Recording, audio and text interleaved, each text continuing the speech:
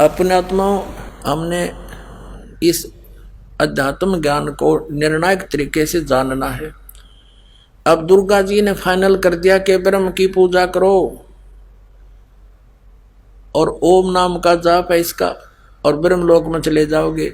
अब श्रीमद् भगवद गीता अध्याय नंबर 8 के श्लोक नंबर 13 में ये गीता ज्ञान दाता ब्रह्म है जो श्री कृष्ण जी में बोल रहा है, ये सरपुरुष, ये काल है।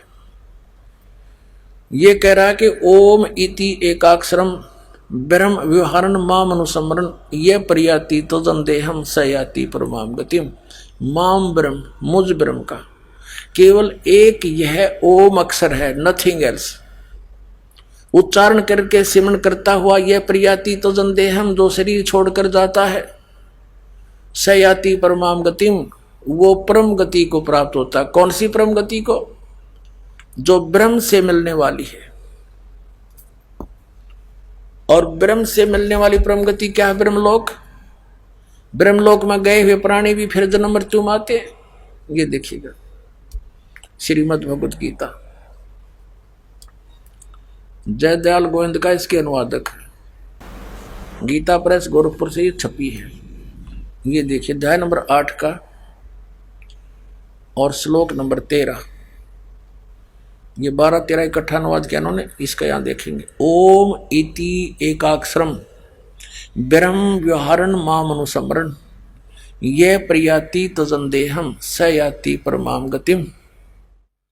इसका अर्थ सीधा सा बनता है माम ब्रह्म, मुझ ब्रह्म का ओम इति एकाक्षरम, यह एक अक्षर है, नथिंग एल्स। और व्यवहारन अनुसमरण उच्चारण करके सिमरण करता हुआ यह प्रयाति तजंदेहम सयाति परमाम गति, जो शरीर छोड़कर जाता है वो परम गति को प्राप्त होता है। कौन सी परम गति को? ब्रह्म की प्राप्ति होगी। इन्होंने यहां से अनुवाद किया इसका। जो पुरुष ओम इस एक अक्षर ब्रह्म को उच्चारण करता हुआ और उसके अर्थ स्वरूप मुझ निर्गुण ब्रह्म का चिंतन करता हुआ शरीर त्याग कर जाता हुआ पुरुष परम गति को प्राप्त होता है। अब यहां देखो 8वें अध्याय के 16वें श्लोक में, अब ओम जाप से ब्रह्म लोक प्राप्ति होगी। ओम नाम ब्रह्म का है। श्री देवी जी ने देवी पुराण में स्पष्ट कर दिया हिमालय को कि ओम नाम का जाप करो और ब्रह्म प्राप्ति का उद्देश्य रखो, तुम्हारा कल्याण हो। अब उसको पा जाओगे। वो कहाँ रहता? ब्रह्मलोक में। अब गीता क्या बताती? गीता जो है श्रीमद् भगवद गीता पवित्र चारों वेदों का निष्कर्ष है। और उसमें क्या लिखा है? वेद क्या बताते हैं देखिएगा।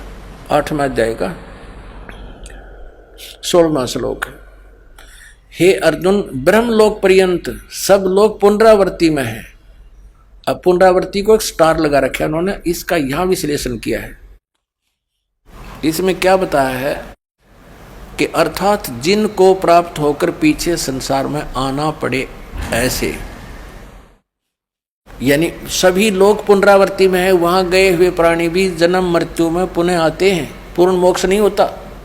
यह इन्होंने अनुवाद गलत कर दिया कि परंतु कुंती पुत्र मुझे प्राप्त होकर पुनर्जन्म नहीं होता। ये गलत किया है अनुवाद। देखो, यदि इसका अर्थ ये माने जो इन्होंने किया है तो फिर ये अन्य कई मंत्र व्यर्थ हो जाते हैं। जैसे गीता अध्याय नंबर 4 के श्लोक नंबर 5 और 9 में गीता ज्ञान दाता कहता, अर्जुन तेरे और मेरे बहुत जन्म हो चुके हैं, तू नहीं जानता, मैं जानता हूं।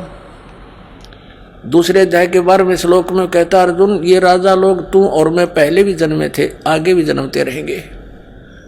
गीता अध्याय नंबर 10 के श्लोक नंबर 2 में कहा कि अर्जुन मेरी उत्पत्ति को ये ऋषि मैं ऋषि नहीं जानते हैं, क्योंकि इनका आदि कारण मैं हूं। अब जैसे ब्रह्म से ब्रह्मा विष्णु महेश की उत्पत्ति हुई दुर्गा के संयोग से, तो ब्रह्मा विष्णु महेश अपने जन्म के बारे में कैसे जान सकते हैं और अपने पिता के बारे में जानने का मतलब क्या? तो दादाजी बताया करता है। तो उस दादाजी ने यानी सबके रचने वाले कबीर परमेश्वर ने आकर के बताया है इस ब्रह्म की उत्पत्ति कैसे हुई, ब्रह्मा विष्णु महेश की उत्पत्ति कैसे हुई। आज से 600 वर्ष पहले परमात्मा ये ज्ञान बताकर लिखवा कर चले गए थे, जो आज सदग्रंथों में प्रमाण है। तो ये क्या सिद्ध हो गया कि ब्रह्मलोक में यानी ओम की साधना ब्रह्म को टारगेट बनाकर जाप करने वाले भी ब्रह्मलोक में गए, वहां से भी जन्म मृत्यु रही।